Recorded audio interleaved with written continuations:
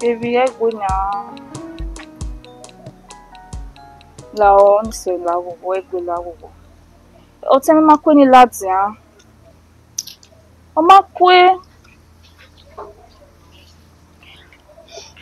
Ima dem no say but it a try ni convince it a try o ma kwe ye yo wi ye kwe ni lati ah. Wa kwe me yo wasin. Ebu me ti lada no ke ni call iwe. I'm so sorry, baby. Oh no. Thank you. Alright. I love you, okay? Don't worry, I'll try and do more. Alright. Talk to you later. Bye. Kiss. I'm going to move. What's up, Kumeladia? I'm not Kumeladia. What's it? Ime no me. So kwa rigo ne o samede no ya Latin o. O kwe no Latin o we kwe. So kwa mi aru ni ariwo wa me no ya me ya wo na. E no na de shoshi no. Mama. O sie na. Mama. Idoboro ari ma san lo bi abi. Idoboro me mi a o. De no hia o.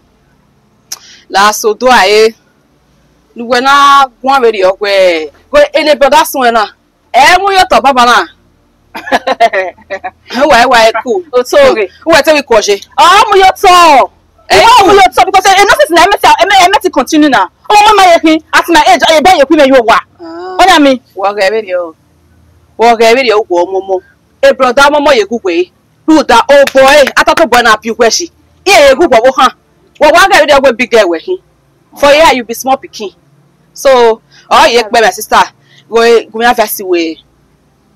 Kunya festiwe we no sunu engwe kwanyanya shi na egba yi we no sunu oye we sasa me de church o se ona kwe ikiri ari okubiri hune no ya hia we ba be pretend who we dey church at least we be ya for once we dress decent atu ba be skirt no journey we jo pa we gbare to e no you we so amwe be apopan e brother if you were here you don't understand.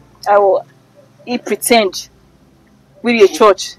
When you that will not help now. What how help you? My sister, all help. Where we ya, or where we talk we. Where we young, where we confess we are women soon, we are just. Yeah, we have okay, or turn off with your nail. Okay. I mean, we are just a little well, understand. Where we ya. You're too much. Mama, salubo. It's a matter of Tasha. I want to talk to be honest. A merry way, very another. Now let that go. Anyway, one yana. I can't see. But where you go on? Oh, we know. What be no waste as a mede. Only ke was sorry. All your boy, all the holy. A clear area, or see, I know here, or no, son, or see. Market come on, I will care for you go and I quit. Am I where? I believe that thing where was when church or we help away or where we talk way. On my west side, they go. They're not telling you what, Anna.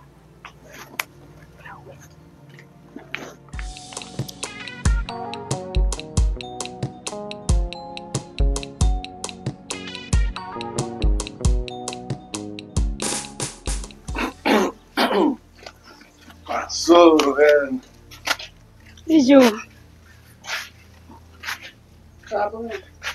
Worry. Huh?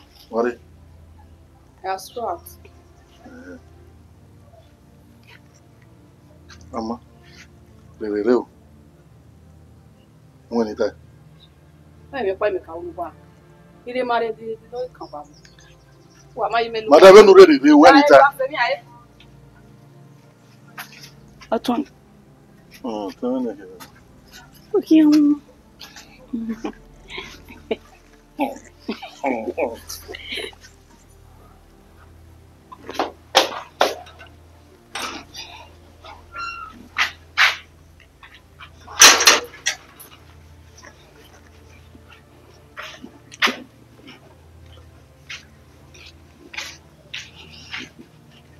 Mother.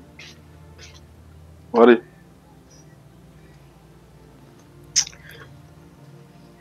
You will worry. Go e brother do money say the joni we ko la o ka ya lo we ni an. Ye de ti ta lo ke avan ke owo na. O ya pa ware, iṣẹ́ tí no we ware. Ya so go se me. Do se we no ni. Isha. O si me ya we ya. O me ma hia koko. Ama, o re. Ma we ma hia fu na yare.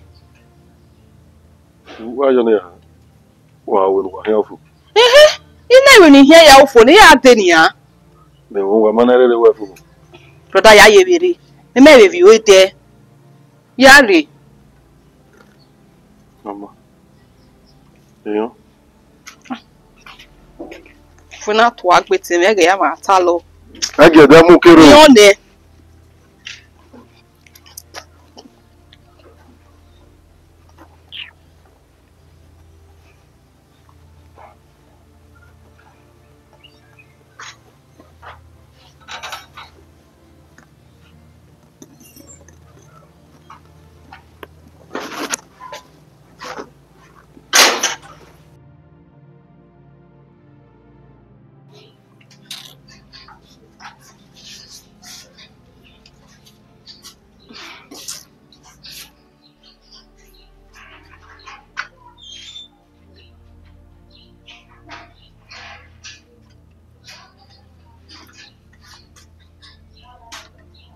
What's wrong?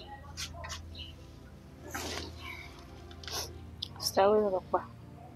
No emi of mine. O tún egun megun. Stay with say no no. Je se da o we ma wu. Do ma be ti gun megun se botin. O mo yo salo papo.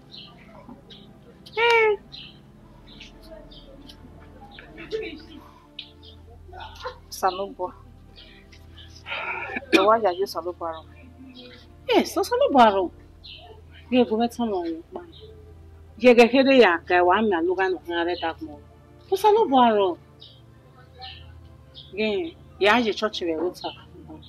Yo no lele me ya. Azebe lo do pa mama mo we u de tan lo do we. Mo.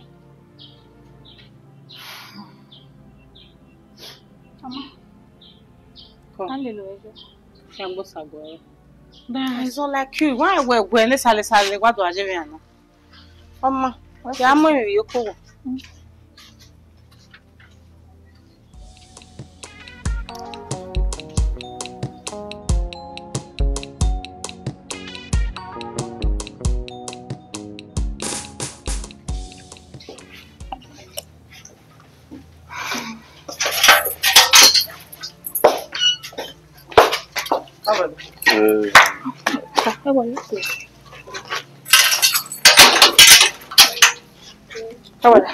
Ware. Marry church. Oh, we. Ware. But I marry church. The church. The location of the church. Call me. But I don't want to church. I'm a was one here. We book on our woman. Our Niger. That. Yeah, church ware. Master church. We don't know, and I'll say here now. Here.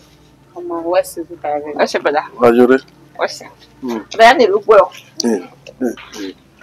Okay.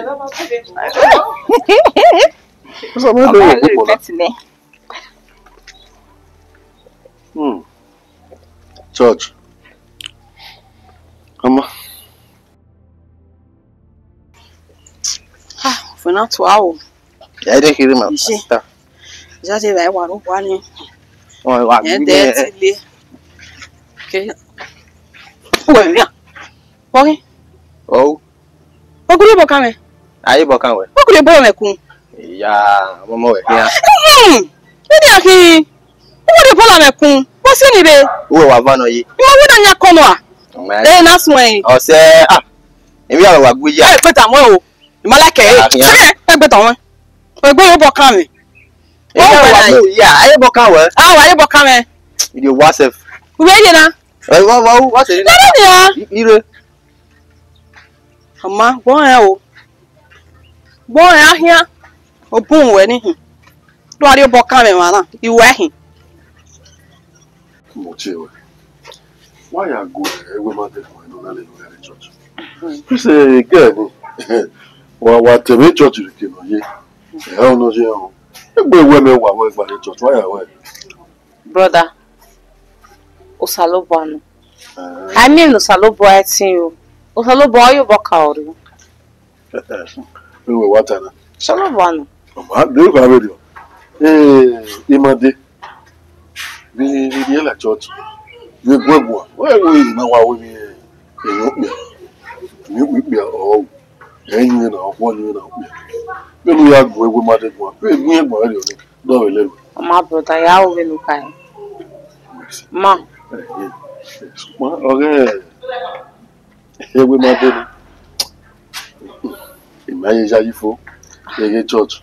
You go while a church is What's it? And you know, no, because you come here, I'm to or even the ya sacred on our get me and look for not like church. So they feel with Oi, brother. Omaga jo sajini. Ojo sajini. Yega me odo sane. Yegi oni efigbe weregbe. I'm telling you. Oh, come and bring money. Oh my God.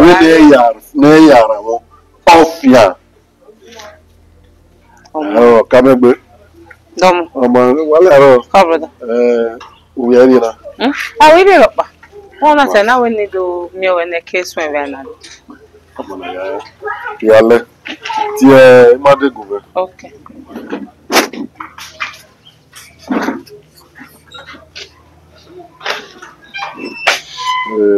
Yeah.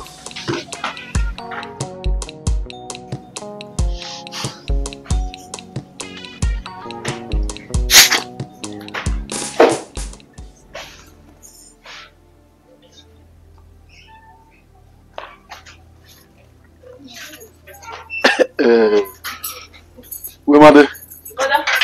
What is? Oh, we need to go here. Okay. They can only. I will say church. Church. We are here. We are here. Not back here. But that will be church. I don't know church now. Yeah. Don't buy we are so church. Me here so give me na. Get here. Yeah. But dama. No sunu go wazin gbe he stasamede. Because some stasamede you introduce him at the church have newcomers. Wazin gbe wa gba de. Me here. No ja we me here lele. Yeah. We me alele. Mami Osalobo ani. No queen we la church. O ma ya san gbo e. O ma valonya o we nu san kan se. Osalobo ani me o me we on here. Get here. Brother. Oh, the good ah. Brother, okay. Imoto we go gal. Moto give ma here. Ma yo we ajo. Brother Ray. Ija. Ekuwe na setijo. Kuwe na eti yo we ya se ba. Mi a seti ni. Brother, bolo ki me ye we won we be. Give ma here. Go. Abonjo.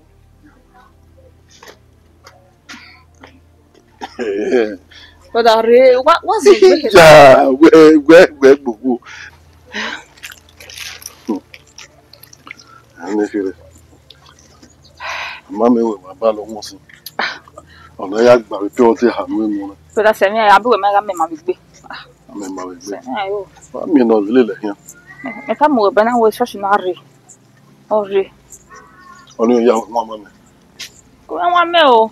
Imi na ma me ba ni I sing one praise that Lord, o si go be church. Emi ru ya so. Moto na gbera. Egbera. Mama o. We won e de na fa. Ya, ibi tu e.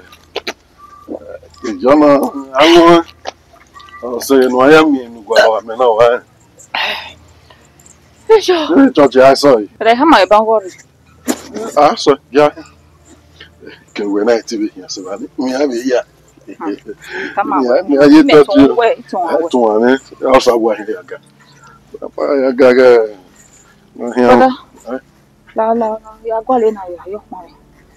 Ya gwale na yo. On a table. O balami mo ba we na eki e. Ha? Wa balami mo ka mo we. Amena bugbe. O ma Your mercy are you again. Allow. I'll go into the Bible now. You the Bible. Ya wala we man. Go le kopa la we man. Ya re Boss, boss. Mo ja kheme o. Odo. Ni kumele man na ni ko le. Ya wa yo wa le. Brother. Ha. Ite baba na wa mo ja kheme.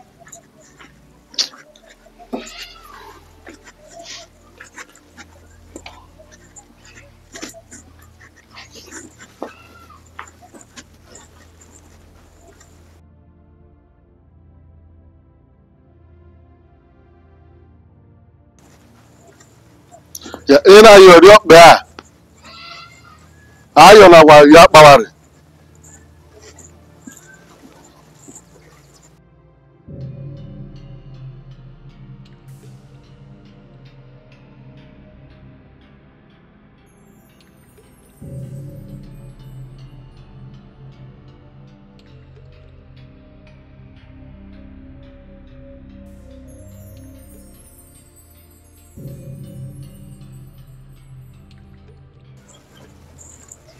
We made oko ya wo bo apegbe we po wo bo e we made ya erena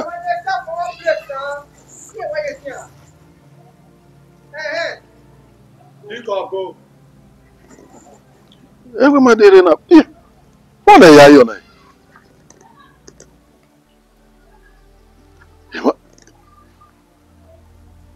Atu yo kana wafi menanya. Wo made. Wo na wo yo we yo na fo dai.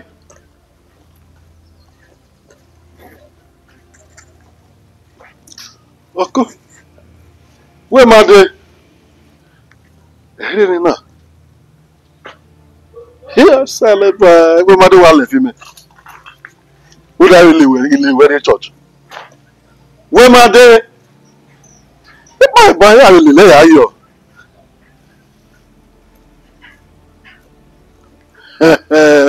Eko. Wemade, wọ́n wá tí fi mẹ̀rẹ̀ yàn náà. Wàhálà. Wọ́n á dọ̀ wá mẹ̀wọ̀ wá. Yà sáré bá a. Wọ́n á yọ̀. Ìbá bò bọ̀. Ọmọ.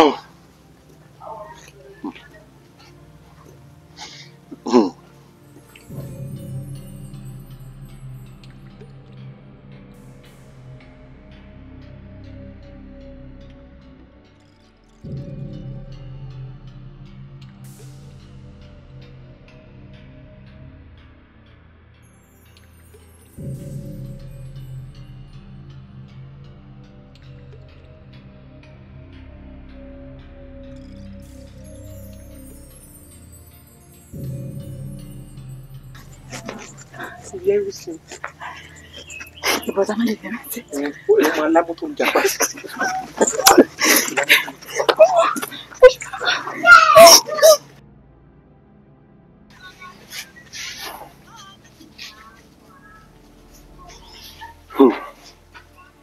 Now, wow. Come. Salut, poivre. Here. Where Baba boy? Salut, we made no. We made ọmọ ìbàbọ̀ mi. Marasta. Afọlá yìí ọmọ ìbọ̀ mi yìí church. Ẹ̀kọ́ mi náà kà máa wẹ̀ church ní orí ni ọmọ akílẹ̀ náà ní lílẹ̀. Nílẹ̀ dàrí church wọ́n wẹ̀rẹ̀ ìyàmú náà ọ̀wé ìyá yín náà ní aṣọ church ọmọ o. Aládùúkú ìmọ̀ náà yìí. Bèkè ló máa yá mi sọ́sọ́ lá. Màá yí ṣe kíákíá ọlásùn ọ̀bálà mi mọ́. Yẹn náà bálà mi. Ọlá àwọn ọmọ mi. Ẹgbẹ́ ká máa mẹ́nu mọ́ náà fún pé ọmọ pẹ̀ fún wa ọ̀bí yàn ayọ̀. Ọmọ ọlọ́mọ gbàgbọ́ ọlọ́mọ mẹ́ni dáì. Ọlọ́mọ ìgbó wa pàlọ́ máa fọ́ fún. Ẹ̀ yé náà ẹwà gbọ́dọ̀ sí mọ́mí. Ìmádé gbé mi ewé mádé. Umagu la weba nínú ya gwa le. Ra no check the other side do am yo. Ya gwa le. Ọmọ lọ lẹ fi me ya gwa. Prota. We even no la weba ni de ave kidnappers ro weba ni. Puno wa wiya wa digwe ya wa dodo ya pion ya mole le yokowa. We Kinapa. Ima we godo. Ishimu. Nínú eje na. We wa ge wa ma no da ke we boro na ra. Wo ka we eken owa no kede ge ro pa ero. Ha. Oh brother wa be gwa le na be kun mi na Ya wa suggest na police station na report. Na report even the man emu na. Ide ni lisan. La brother say, "Hi, Mi lisan moto na ria. me na me ku wahala. Salo bo ke a kidnap oteme me go. He. Made. Brother Mare. E de amu. Oje police station we aya make a report. Report na. Ewo made amamio. Ime o tele no ka ni ya ba gbe go desegbe o tata na mo no make a report. Me ya te akia. Me gi ge ke na resign we ma resign we. Ona we mana wa kwe ku wa waru no do araza. E me ya re. E ya arugwa. E na eto na ma se ge brother ari no ba eju. They no okay. And then me what I say okay on we atayo. Made. Abun working no rie. Me no kwa bi pa. Na kwe o ha me ke ni rie. Bi ye ke no rie. I no ya answer no. Iwe we ni gi wu. Agwa ma me we jwa okay. Ima eri maka bobo ma wa me ami no we wa. Eh, sha kwa ba bi ekwe ma de na ekwe ma de ke be hia. La gwa se ni aye. Ni agwa apupo ma. O re fun. Salo bo abi na kwa wetin me ne. Me na we hu mi. Made abi na ya gwale brother, de na ge gwalo we ya na.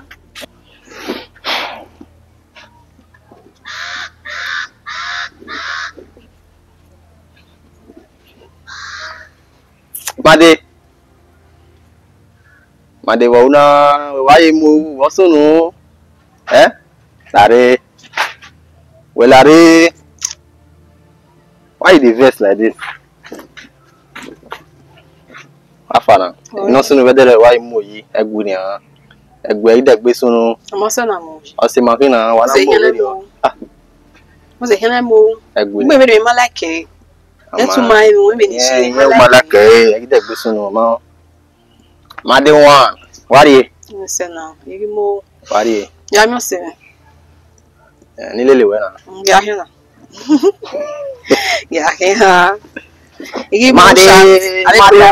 Yigi mo. Bebo. Ya na ya ti yo get bo. Anya we. Na we han han Wa ri yan igo we wa se kwa na. Babe.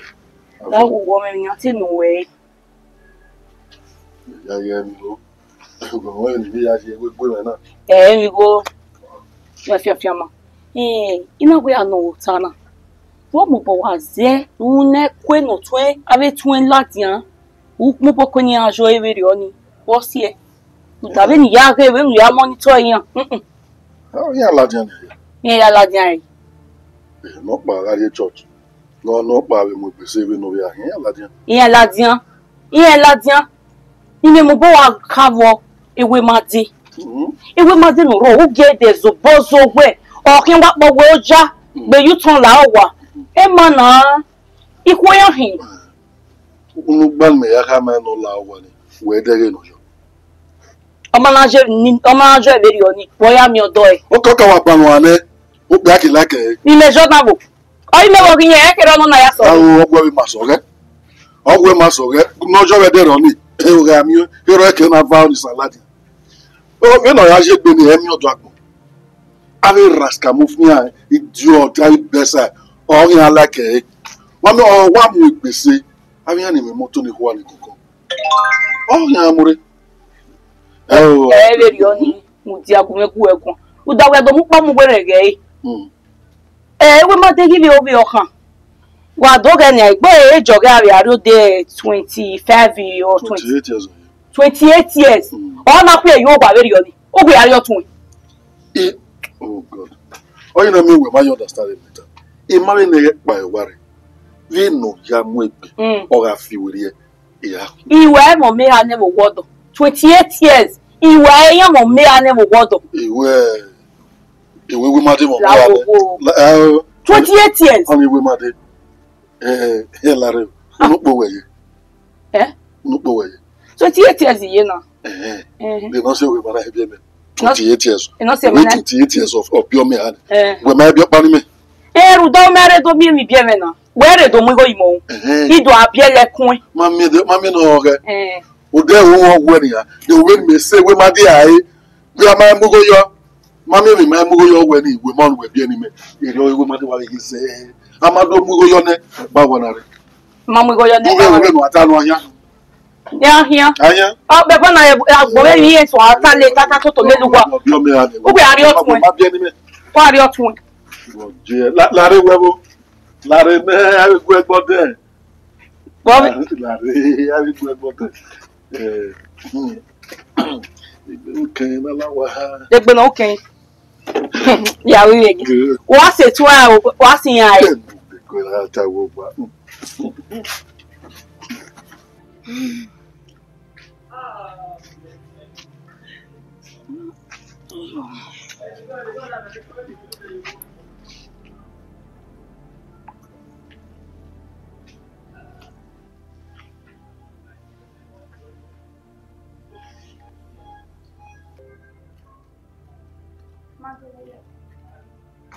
Oh yeah.